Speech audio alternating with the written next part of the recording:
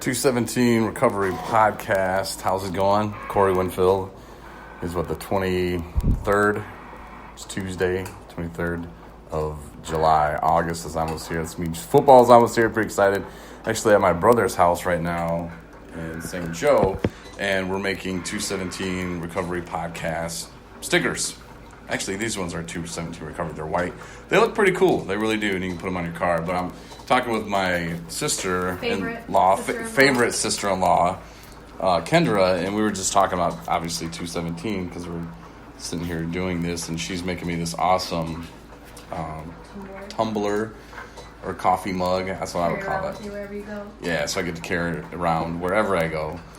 And Kendra asked me, do you talk at schools, or do you want to talk at schools? And I told her, I was like, yeah, 217 Recovery, that's something we're going to do in the future, but, it costs money. And she was like, you have to pay to go talk to schools. And I was like, well, no, but yeah, because, it costs money, to drive there. I work a real job.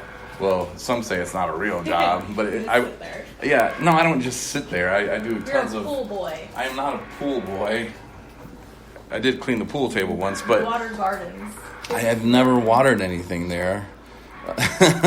But anyway, so I have a real job. I go to... So I can't just take off of work. In the future, though, that's something that we will do once we become... the right kind of charity and all that. That does look pretty tight, though. We're going to post a picture of this, too, so you know exactly what we're talking about. I call it a coffee mug, but, it looks really badass, actually, and you're going to probably want to buy one, but you have to see Kendra on that. Maybe she'll sell you one. I don't know. If the price is right. I'm not selling mine, though. Can't do it. Special gift. But I owed you months ago that I never told you about. Yeah, so, anyway, you were saying stuff about kids and stuff. Because you were saying you should probably talk to middle schoolers. Well, I was just saying how, basically, where does it begin when someone really hits rock bottom, as most people call it, to feel like they have to start drinking or getting into drugs? A lot of it is really peer pressure, and as much as they talk about that in school, what's not, like, hitting these kids in the face with, like, peer pressure is real, so where is it, like, stimulating from? Is it family issues? Is it their upbringing? Is it when they hit the real world after high school, they're just like shocked with, you really do have responsibilities? So it's easy to go out drinking with your friends and then you just get sucked into it, and then it just becomes a lifestyle. And there's so many drugs that are out there now that are in arm's reach that you don't even have to have a lot of money to do. So it's like, where does it basically start from when someone feels that they have to like start doing drinking or getting into drugs? I drink occasionally, but I can hardly handle my alcohol, so like I choose when to do it. But when does somebody feel like they have to do it every single day? Like, what stimulates from that, and where does it start from? Well, that's the beautiful thing about addiction, is it doesn't care. Like, if you're rich, if you're poor, if you're black, if you're white, male, female, it doesn't really care. Addiction does not. And you know this to be true as well, is you can be addicted to anything, too much of anything. Some people are addicted to watching television, and some people are addicted to porn, some people are addicted to sex. I'm addicted to chocolate. Chocolate Mins. Or no, not chocolate Mins. This is Christmas time and you got you a chocolate nutcracker, but that's a story for a different time. But yeah, where it starts, and that's something that's crazy too, because everybody has a different story, and for some people it might be the family upbringing. Maybe it could be anything. I'm not going to speculate for everybody, but like for me, I can speak on that. Like when I was growing up, of course, I had a younger brother and sister, and that kept a lot of attention away from me. So I was just flying under the radar. Yeah. And able to get in trouble. Yeah, well, not get caught though. Yeah, I stayed out of trouble for the most part, but it was easy for me to fly under the radar, and like the cool kids at school, which I guess I don't know if I was part of that. I guess, but they were drinking. They'd come back to school on a Monday or something and talk about, oh, so and so at the party, and oh, so much fun, and oh, so-and-so did so-and-so, and oh, man. And it's like, well, I want to have some sex, too. And I was one of the youngest in my grade, so that kind of put me behind as well, because it made me feel awkward. You know, like, I graduated when I was 17, so, but, I don't know. Everybody's drinking and partying, and yeah, just like, I want to hang out. Yeah, and my mom, she wouldn't let me go to a lot of places, so when I was finally able to, you know, I kind of went wild with it, you know, because I kind of felt like, hey, I've been missing out, because, you know, she wouldn't let me do certain things until I was 16, so I tried to make up for it and go to as many parties as I could. Didn't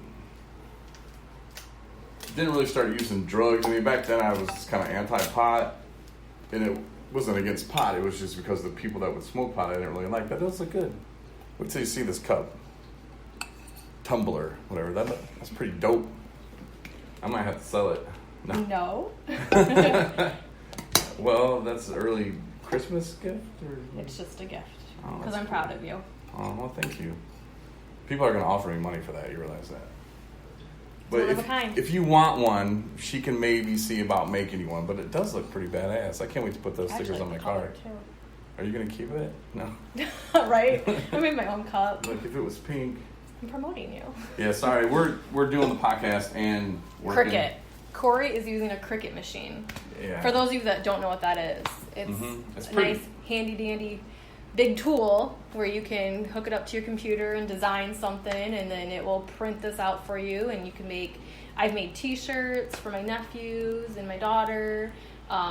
Made Corey a cup right now, so I put a nice logo on the cup. We're making some stickers. So, nice tool to have, and can kind of help promote yourself. Oh, yeah. People buy this stuff like crazy, too, so... And then we got it in at Michael's, too. So we get that extra 30% off. So that kind of helped. How was Michael's? Did you, like, look lost in there? Oh, like... yeah. Well, that's funny, too, because Barb, my Aunt Barb works there, and she was saying, come by and I'll, you know, give you, you know, you can use my discount, family stuff or whatever. Am I right? Extra 30% off. But then I went in there, and there was some other lady. She just kind of pawned me off. She's like, here.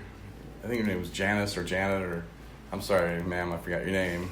But she's like, oh, go see her, you know, and blah, blah, blah, and she'll help you. I'm like, all right, thanks, Barb, you know. So I go spend time with this lady, and then she tells me to go over to this other store to get the contact paper, and I'm like, okay. Which I went to their store, and they didn't have it, so I was pretty upset about that, so then I had to go back. I'm kind of shocked, though, that she didn't try to sell you there. She said it was too expensive. But that's her job. I know, well, because she was really trying to sell me the new press machine. So you can make shirts. From Cricut, yeah. She's like, this is what you really need. I'm like, I don't know about that. Like, I'm trying to make stickers. And she knew that I'd have to come back, because she knew they didn't have no contact paper down there. How old was this lady? I don't know. She might have liked Corey. She might. Well, she told Barb, she was like, because I had to go back in there, and Barb was laughing. I'm like, what? She was like, she thought you were cute. Oh, yeah. I was like, whatever. That's why she sent you to that store, knowing they did not have the paper there, so you would come back. Mm-hmm. And knowing that you probably need it tonight, you're going to come back tonight. Mm-hmm. And she probably closed the store, so she's probably waiting. Well, then Barb said no, because, Barb said that she was interested because her daughter just graduated from college, and she asked how old I was. Trying to set you up. And I was like, hell yeah. I need someone who can make babies, so that works for me. But she was like, oh, well, how old, you know, and Barb didn't say how old I was. She just said, oh, well, I was 11 when he was born, so she was like, oh, he's too old then. And I'm like, but I don't act like I'm 41. I act way younger than that. So, plus I've never been married and don't have any kids. I'm like, you tell her, hook me up. Her name was Bailey, the kid's name. That's a cute the daughter. I know, that's what I said. I was like, you tell Bailey that. Bailey and Corey. I'm going to start looking on Facebook. I'm going to start stalking her. Do you know her last name? I don't, So but... you're just going to, like, look at all these Baileys. No idea what she looks like. No. I assume, she's got out of college, though. You know, she's a breeder. Well, shit happens. Things happen in your life where, you drink a lot and you don't get to settle down and have kids. So now I'm not ready yet. It's never too late to have kids. Well, it is if you mess with the wrong women. That's why you're going on a straight path now. That's why straight pad. But no, that's why we gave up Dick. You know, donuts, ice cream, and chocolate, so that, you know, I can get fit. The K is. There doesn't have to be a K. It's like Bic. You know, Bic doesn't have a K on the end. That is true. So I'm just saying. But yeah, I mean, it's all gonna happen how it's supposed to. So I'm not really sweating it, and I'm kind of joking when I say that about the kid thing, because I'm not gonna miss out on having a wonderful relationship with somebody, you know, that's older. But man, it would be nice. I say that now, but you can have Willow for a day. No, I'm good on that. She can boss you around. I want a boob. She's funny too. How does she say your name? It was Togi or something. Cody. I thought she called me Toady. Cody. I I don't know, but she likes saying your name. She was so sad yesterday when you didn't make it over. She kept saying, "We're Chloe. No.